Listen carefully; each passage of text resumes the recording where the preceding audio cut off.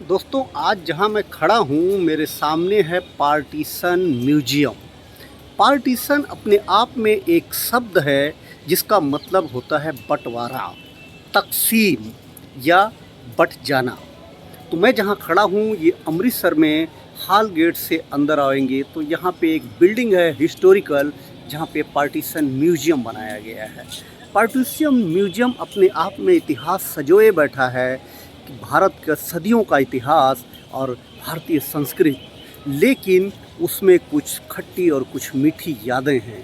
जो यादें वो हैं जब देश अंग्रेज़ों का गुलाम था और वहाँ 1857 से एक चिंगारी निकलती है और धीरे धीरे 1947 तक आते आते आज़ादी में बदल जाती है।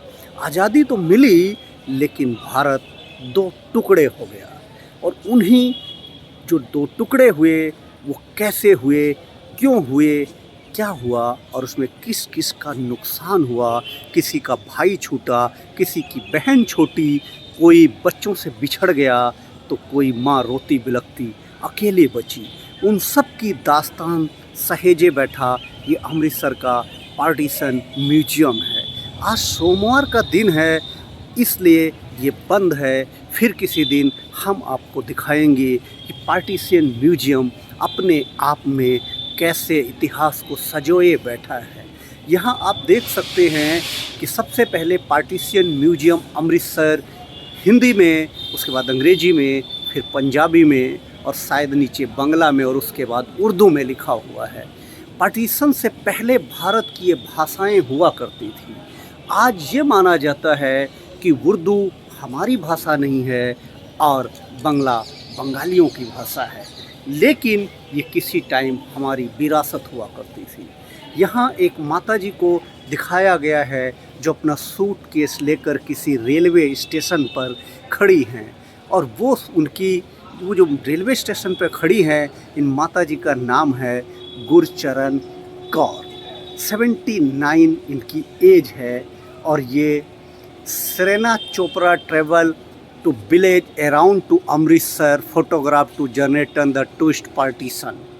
तो पार्टीशन की कुछ यादें हैं और यादें कुछ ऐसी हैं जो ना भूल पाने वाली है। यहाँ आप देख सकते हैं कि शांति के कबूतर तो उड़ रहे हैं, कबूतर बैठे भी हैं, दाने भी चुग रहे हैं, लेकिन सामने जो तस्वीर है वो एक ऐसी भयावह तस्वीर को दर्शाती है कि शायद ये जो बंटवारा था बहुत दर्द भरा बंटवारा था। आप देखें कैसे बुजुर्ग, बच्चे और जो लोग हैं वो कैसे कारोबार करते थे, फिर धीरे धीरे कैसे अपने कारोबार को छोड़ करके कुछ इधर चले गए, कुछ उधर चले गए। उन्हीं में से कुछ तस्वीरें हैं जो हम आपको सामने दिखा सकते हैं।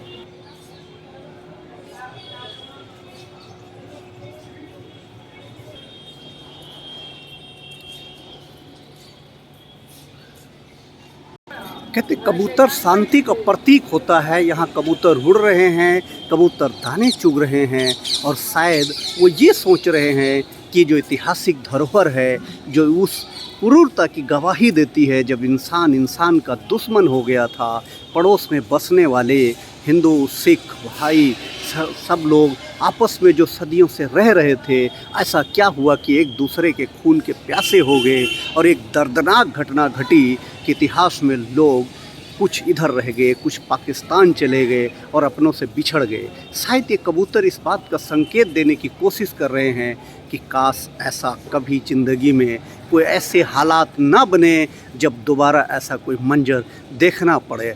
है तो ये पार्टीशन म्यूजियम जो दर्द भरी कहानी बयां करता है, पर कबूतर शांति का प्रतीक दे रहे हैं कि ऐसा कभी ज़िंदगी में दोबारा ना हो।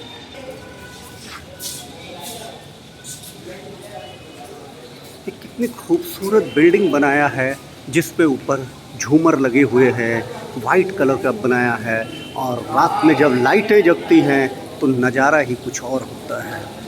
ये जो एरिया है इसको सुखबीर बादल की सरकार रहते हुए गलियारा साहब स्कीम के अंदर इस शहर को पूरा एक ही कलर में, हाल गेट से लेकर दरबार साहब तक पूरा एक ही कलर में बनाया गया है। यहाँ टूरिस्ट आता है और देखता है कि क्या खूबसूरत बनाया है। ये वैसा ही बनाया है जैसे जयपुर में जो पिंक सिटी है, जब आप अंदर जाते हैं तो पिंक सिटी जो एहसास कराती है वही एहसास ये कराता है।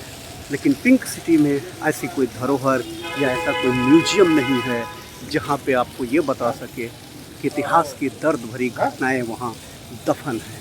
लेकिन यहाँ इतिहास की दर्द भरी घटनाओं एक एक रिकॉर्ड म्यूजियम में मौजूद है, जिसको देखा जा सकता है, पढ़ा जा सकता है।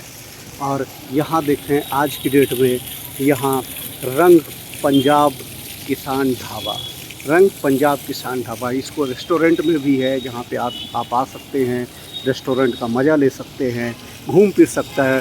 टूरिस्ट के लिए भी आज बड़ा अट्रैक्टिव डेस्टिनेशन बन चुका है ये।